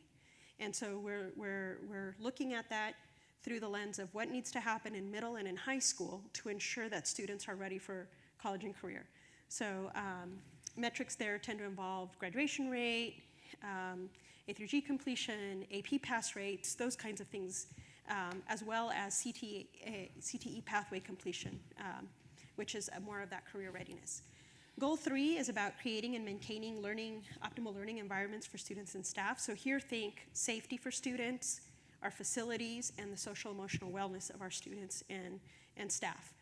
So that's really the area of goal 3. Goal 4 is about maintaining highly effective and relevant family community partnerships for student achievement. So this is really how are we engaging our community and parents. And then we, this year in the LCAP, have the ability to add what is called a focus goal. And our focus goal is going to be specifically to providing English learners and RFIP students with equitable services. And so it adds a 5th goal, and it's highly focused with some very aggressive metrics and actions and services to get us there. I also want to add that our LCAP goals are all aligned to the California priority areas in the LCAP. So we have 8 priority areas that we must address in our LCAP, and those are addressed throughout the different goals to ensure that we're meeting compliance with the priority areas of the LCAP. Some highlights is we've revised the metrics throughout the goals. Many of our metrics are now going to be disaggregated so that we see the big district-wide picture, and then we hone in on now how are students with disabilities doing in this area, English learners and socioeconomically disadvantaged students. In goal 1, we've added actions for professional development, really spelled out the supplemental supports for unduplicated students in math and language arts, and as you know, put the virtual academy in as well. Goal 2, so there were actions spread out for college and career around the other goals. We really focused them all in goal 2. Makes the metrics make more sense. And again, we've disaggregated the metrics there and are really focusing more directly on those actions to be really specific. In goal 3, we are adding more SEL supports to address the impacts of the pandemic and the underlying causes of absenteeism and suspension rate. For goal 4, again, really building up the metrics around parent engagement, parent satisfaction, and participation of parents in our district, from things from ELAC, DLAC, the group that we have for special ed students, across the board, just really measuring those metrics and pushing ourselves to engage more with our parents and community. And goal 5, as we mentioned, is new, and it includes a committee to develop the English Learner Master Plan, as well as, again, very aggressive metrics in increasing the academic outcomes of our English learners. This plan is aligned to our other plans in many ways. We don't really include everything that's in the ELO grant in the LCAP. In some instances, we did include a few things, but remember that the LCAP is a 3-year plan, and these grants that we're receiving are more short-term. But from time to time, we found it necessary to call out aspects of the ELO plan. We are yet to develop our ESSER 3 plan, so I just wanted to mention that this is one of many things we're doing in the district and to address the impacts of the pandemic. Also, we are inclusive here of what is written in our WASC reports for our schools, as well as ensuring that our site plans are aligned to the LCAP, so that we have this full alignment across the district, and we're not doing something over here and something very different over there, but we're looking for full alignment to these goals. So with that, I open it to questions, and I believe it's the public hearing as well, so. When is our next WASC? Oh, I don't know. I will Okay. get back to you on that. Okay. I'm not sure. I don't know if, Myra, if you know how our WASC cycle? We have to ask the yeah. I remember I think it was about seeing it 2 and- years ago or 2 or 3 years ago for Rancho, so I'm not, and Yeah. I'm not sure about Tech High. We'll have to check. I We'll thought have to it'd been a check and while. get back to you on that. Yes, Okay. thank you for the question. Yeah, I'll check on that. And then it looks like the dashboard, the presentation, the slide that you put up, it looks like our at-risk students are where we're struggling the most with being, 54% below average. And what was my other question? The LCAP is where we derive our board goals from. So that's going to be helpful to have that information. And the only other thing I wanted to ask is this parent advisory committee. How do we go about getting it to be a more diverse group of parents? Because right now it's just pigeonholed to specific people. And I would like to see us be able to expand that to add some of our English learner parents, just a broader and more equitable group of people. So we were very grateful and appreciative that the Parent Advisory Committee was available as an established parent group that could give us input into the LCAP. We do want to develop a parent LCAP committee, and that is, we will look at different districts handle this in different ways. Some do by an application. Others look to have representation from the ELACs and their school site councils to the LCAP Advisory Committee. I think this is a really critical thing for us to work through. What is our vision for an LCAP Parent Advisory Committee? I think it would behoove us to be inclusive of Title I schools, because we're also required to have at least one district-wide meeting of Title I parents. Right. So many districts actually use that Title I group as part of that LCAP group as well. So we have different things to consider. What is really clear in how we gather stakeholder input is that we need an LCAP Parent Advisory Committee. We need input from our labor groups. We need input from our teachers. We need input from our students and our leaders. And when you put everybody in a room together, then you can't tease out who gave what input so that you can be responsive to their requests. So I've been a strong advocate of making sure that we keep a parent group that meets. From time to time, we can bring all the groups together, but we really need to honor this input from specific stakeholder groups. Right, okay, thank you. Can I get a copy of that? I can't see that far, so. Oh, the PowerPoint? Yeah. Yes, we will send that to you, absolutely. Does anybody else have any questions or comments? If not, we'll move on to 12C, public hearing on, Close the public oh, hearing. sorry, close the hearing. Sorry, jeez. We'll move on to 12C, public hearing on 21-22 preliminary budget. Okay. Open the hearing. So this is the preliminary budget that the board has before you. This is just the general fund. What's attached here are the district assumptions, which are very key to building our budget, particularly in not only the current year, but the 2 years out that we're required to do in our multi-year projections. And then in addition to that, the board has a copy of the general fund, which basically compares our estimated actuals and the 21-22 budget.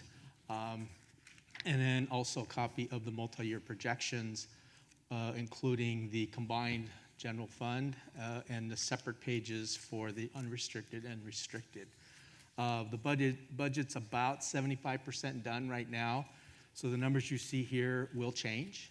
We're hoping to continue to show, particularly in our multi-year projections on page 74, towards the bottom, line C.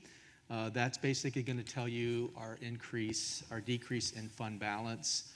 Right now, we're projecting a $521,000 deficit for 21-22, a $400,000 deficit in 22-23, and then we go to a surplus in above $227,000 in 23-24. These numbers, again, will change.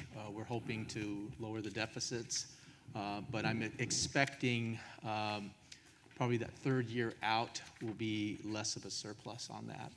The main thing we want to look at in here is on the following page, on page 75, on line E4. That's really going to give us our reserve percentages. Remember, we need to keep a minimum of 3% by law, but the board reserve is 4%. So right now we're hovering in the 5s in all three years, which is good. But again, we're going to continue to work on that. The adopted budget, as well as the LCAP, will be presented at the May 22nd meeting for approval. Are there any questions? Yeah, I have a question about page 68, where it lists dollar amounts. Are those thousands? Lottery unrestricted, lottery restricted. Those are amounts, there's a funding rate that we get for lottery. There's a published numbers. Okay. So for our, and the lottery is based on enrollment, so and multiplied by a factor, those numbers come up, you come up with a number, and then it's at $150 per enrollment or per student. Okay, per student. Right. Okay.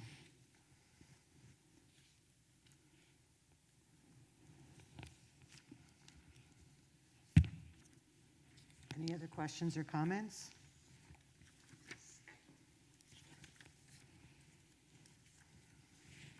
I guess not. Close the hearing. We will move to item 12D, Resolution 2021-20, authorization for Myra Perez, Lozalina Perez, John Bartolome, Molly Kohler, Rachel Allen, Matt Marshall, and Josh Savage to sign on behalf of the Board of Trustees. This is an item that we do actually every year in June for the following fiscal year. This one just happens to also just coincide with some changes in personnel.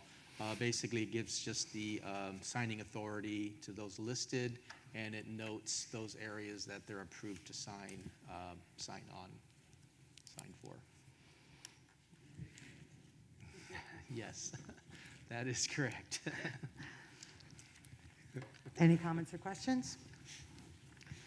If not, can I get a motion to approve item 12D, Resolution 2021-20? I move that we approve 12D, Resolution 2021-20, authorization for the said people on the agenda. Thank you. Can I get a second? I'll second. All those in favor? Aye. Those, what did I do? It's a resolution. Oh, sorry. Yeah, and I have a note here that it's a resolution. Roll call vote, please. Trustee Brown? Yes. Trustee Chino? Yes. Trustee Gillis? Everyone Yes. else fell for it, too. You guys Trustee all- Nelson? Yes. Trustee Wing? Yes. That's what happens when you do this at home on Zoom. I apologize. Pardon me? Right. Now I lost my place. Item 12E, Resolution 2021-22, commitment to returning the students to in-person learning by the first day of school year 21-22. Yay. Yeah.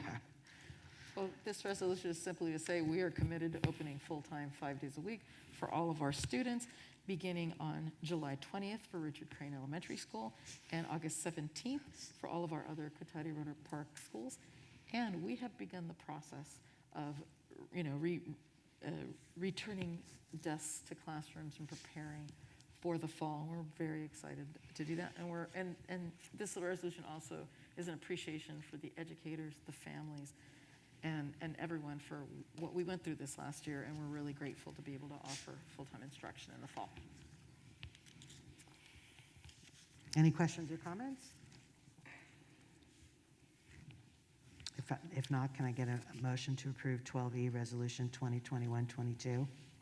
I will make a motion to approve 12E, Resolution 2021-22, commitment to returning the students to in-person learning by the first day of school for 21-22. I second. Roll call, please. Trustee Brown? Yes. Trustee Chimino? Yes. Trustee Gillis? Yes. Trustee Nelson? Yes. Trustee Wing? 100% yes. Yay. Item 12F, Resolution 2021-23, in the matter of school and classroom capacity limits for purposes of granting or denying an interdistrict transfer request. You know, we firmly believe in welcoming students from other districts if it doesn't impact our local residents. So this is something that's recommended by Sonoma County Office of Education to have in place should we not have the capacity to accept interdistrict permits. And that's why we have the resolution before you today. Any questions or comments? I do have one quick question. If someone were to, so like, let's just use K through 5 is allowed to have 24 students in it. If I was coming in from Santa Rosa and today the classes, there was space for me, but by the time school opened, we were over, can we rescind it once we approve it, or no, once we approve it, they're in? I think once we approve it, we approve it for the year. Okay. And the other option also, for example, someone enrolls and say, you know, I really want to go to John Reed. What we could do is, you know, hey, we don't have room at John Reed, but we have room at UELF. So we can offer another placement also. Just a procedural question. So if people are interested in our virtual academy, then we couldn't deny them due to capacity limits for virtual, right? Right, it would be based on the capacity for the virtual academy. Okay. We look at that separately. Any other questions or comments? If not, can I get a motion to approve 12F, Resolution 2021-23? I make a motion that we approve 12F. Thank you. Can I get a second? I'll second that. Thank you. Roll call, please. Trustee Brown? Yes. Trustee Chimino? Yes. Trustee Gillis? Yes. Trustee Nelson? Yes. Trustee Wing? Yes. On to 12G, initial proposal for 21-22 negotiations with Rohnert Park Cotati Educators Association. If you recall, at the last board meeting, we accepted the initial proposal from RIPSIA. This is the district's response to the initial proposal. We'd like to take a look at Article 3, e-teacher evaluations. This would be an ad hoc committee and maybe go on for longer than, you know, one year of negotiations. We'd like to look at Article 4, hours, and Article 20, summer school.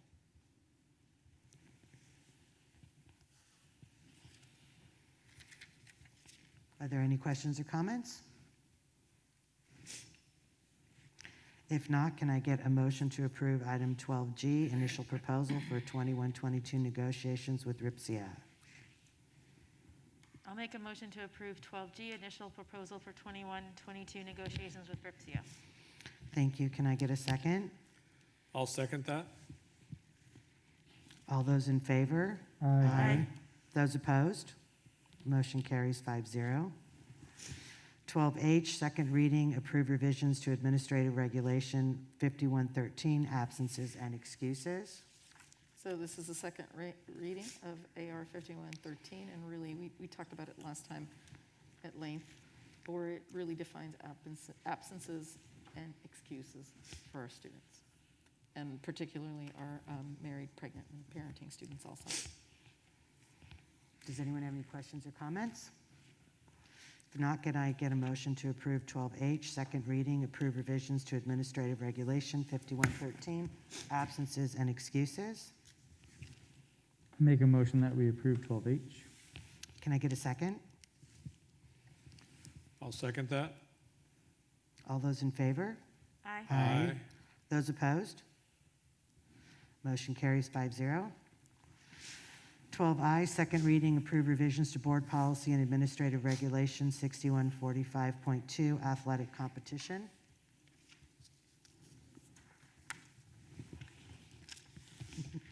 I'm so sorry. That's okay. Yeah, this is also a second reading, and we spent time discussing, this is in terms of athletic competitions. And so this is our second reading, and we're seeking approval tonight. Any questions or comments? If not, can I get a motion to approve 12I, second reading, approve revisions to Board Policy and Administrative Regulation 6145.2, athletic competition? I make a motion that we approve 12I. Thank you. Can I get a second? I'll second that. All those in favor? Aye. Aye. Those opposed? Motion carries 5-0. 12J, second reading, approve new board policy 3470, parcel taxes. Yes, this is the regulations, the rules and regulations around parcel taxes. We did discuss it last time, and tonight we're seeking approval. Are there any questions or comments? If not, can I get a motion to approve 12J, second reading, approve new board policy 3470, parcel taxes? I make a motion that we approve 12J. Thank you. Can I get a second? I'll second. All those in favor? Aye. Those opposed? Motion carries 5-0. On to 13 reports. A, board member reports and future agenda items. Let's start with Mark.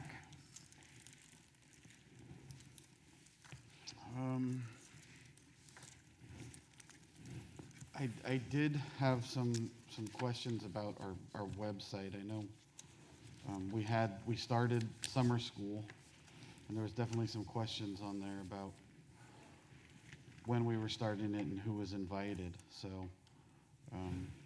When do what? I'm sorry, I can't hear you very well. Sorry, summer school, I noticed some stuff on the Facebook page about questions of if there was going to be summer school, who was invited and such, and I think we could have put that out better. I know we talked about summer school here, but there were still a lot of questions about when it was going to be happening and who was invited, so I didn't see that information on our site or on the Facebook page until somebody answered it as a clarification, so I'm glad that we're having summer school. I just wish we would have put it out there a little bit more transparent for people to see. Board member reports other than that. Glad it's summer, I guess, for the kids that are able to take a break from their year of hell. I'm sure the teachers are as well, so I'm just grateful for all of the hard work that went into trying to make it a great year with what was available from everybody involved in the district, the teachers. Especially they had a hard job at the end with some of them having to teach people in class and online, so thank you for that. It'll be a year to remember. That's it. Michelle? Turn myself off. No, I have nothing for the future agenda items. I just want to say I was able to go to the El Camino graduation with Trustee Brown and Trustee Chimino, and I was just in awe of how well Angie Scardina and the whole team put the program on. I'm in awe of all the students from all of our high schools. They've had a really hard 4 years between fires and pandemics and power outages, so congratulations to all of our graduates, and congratulations to our teachers and staff for getting those students through. And I am really, really excited to be starting school in person in July and August for our group. So thank you to everyone who made that happen. And I was able to go to the LCAP meeting as well. And I know I've said it to Lucelena personally, but I am always so impressed with the meetings that you hold. They're just, the content is relevant and presented very well, and I just want to thank you, and also for putting up with all my questions during those committee meetings. So thank you. That's all. Pardon me? That was good. Okay. Joe? I went to El Camino and both of the ranch graduations, and I was going to go to Tech, but I was under the I wanted to be at Tech, but I didn't think there was going to be anyone at the ranch one. Looking at the schedule, so that's why I didn't go to Tech. But I just want to say it was an honor to be a part of all those students' lives. It's a big, huge event, and when you're sitting there, you don't really realize how much of an honor it is just to be there. Like, this is like a huge thing in their life, and you get to be a part of it, and you get to hear stories and their views, and I definitely didn't take that time watching them graduate for granted. It was an honor to be there and to watch that part of their life. And that's about it. I want to say real quick that the LCAP report that we got was awesome. I was able to read all 59 pages, where before it used to be so thick you just couldn't even open it. So I'm really grateful for that and the job that you and your team have done. I want to say congratulations to Robert V. He's worked his tail off for a number of years, and this is well-deserved, and thank you for your patience. And I also want to say I got to attend the 7 p.m. graduation at Rancho, and it was so exciting. I mean, it was so exciting, even though by the time we got to 8:30, it was freezing because the fog was coming in. Those kids' faces, though, it was awesome to see their crazy shoes, and they just had so much fun. They were laughing. They were so engaged and so happy to be there. And I was so happy to be invited there. And that's all. Mr. Brown. So for the last 26 years, first of all, I owe Tech High an apologies because I had planned to be there. And my current employer, myself, had booked things that day, and I ran into a disaster. And I had to deal with something, and then I was too late to get there, so I feel sorry. I apologize for that. Next year, that won't happen. For the last 26 years, I have always taken a week of vacation time from my employer. I have no excuse now because I am my own employer. But at the end of every year, for all the hard things that we do as board members, the biggest celebration is, and we didn't have it this year, but the biggest celebration, and we'll have it next year, and I encourage all board members to block the entire week off before graduation, therefore. So when you go to the awards night at the high school, that is so rewarding and so outstanding for both high schools, for them and Tech High. And I think El Camino is included with Rancho. So those two events are put on your calendar for next year and block it out and make sure you attend those. I mean, at all previous graduations, all 4 or 5 board members were at Tech High, and all 5 board members were at the high school graduations, and including some board members that did the circuit and hit some elementary and some middle schools along with staff. So those are all events that are just priceless. Memories that you'll have for a long time, and you see the rewards of what the kids think. Another one that I missed this year was the top 20. We used to have a top 20 dinner for our top 20 students, and you really see, and we have all our students are top students, but these 20 students are the ones that have worked the hardest and have achieved that award. So that's a big event that I missed this year. And I agree. It was a different perspective for graduation this year, as opposed to sitting back on the stage and shaking hands or or standing back and handing a diploma. Both for El Camino and for the ranch, we were sitting, not shaking hands, but seeing the kids come up and stage ready to go on to get their diploma. And just experiencing their emotions. You could see joy, you could see tears coming out of some of their eyes, you could see people shaking with nerves. And it's just, and then you could hear their parents screaming and yelling and friends and stuff. So, I mean, that was just a real valuable thing. So, and part of it too, this year, it's fun to hear the band again.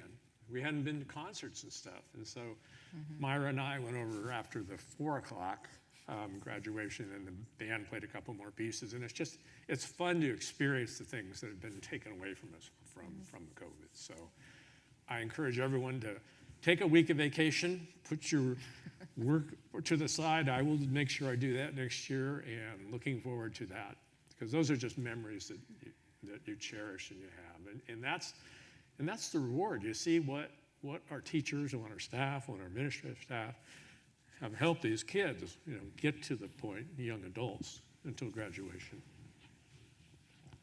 And then I guess the good thing is I didn't have to work Project Grad and kill myself for weeks beforehand and spend all night up. So anyway, a great year. Looking forward to next year. Thank you. 13B, Superintendent's Report. Yes, I have to say I'm really proud of the leadership team in this district. We had 23 events. We had 23 in total. So we had 2 graduations at the ranch, we had 1 at Tech High, we had 3 at Evergreen, we had 2 at John Reed, and I can go down the list. We had multiple events at each school. Every principal had to submit a plan so that we make sure that our community was safe. And they all did stellar plans, very detailed, and we went forth, and it was amazing. The special and touching events that we had, where we talked about painting rocks to commemorate the 5th graders, awarding the top scholars. It was just an overall very special and sentimental week with 23 events, and we had, I couldn't attend all 23. I probably would have tried. I couldn't because of my schedule. But we had every district office staff member that was out there supporting the schools. And it was really highly appreciated. I had many principals say, thank you for coming. We really appreciate having you here. So that was a wonderful, wonderful week. The other big event for me was principal presentations. It was pretty phenomenal what happened last Friday. Each principal presented their goals and what they're doing in the area of student achievement and their personal professional goals. And they did a stellar job of presenting to their peers. And that's where I saw the juices flowing, the wheels turning about, wow, we can talk to, LJ can come talk to the 5th grade teachers. What can we do to move the district forward? And there's just saw that desire to strengthen the wonderful practices we have in the district and make them even better. So it was a really outstanding day for me professionally. And we also celebrated the end of the year by having lunch on Friday after our meeting. So that was really nice to come together as a community. We have not done that all year long. So it was very special to be together and not be talking about work, just socializing and getting to know one another. So it was a really special week last week. And that's my report. Thank you. We are going to go back into closed session at this point, so we're going to stop the live stream. And that's all. What?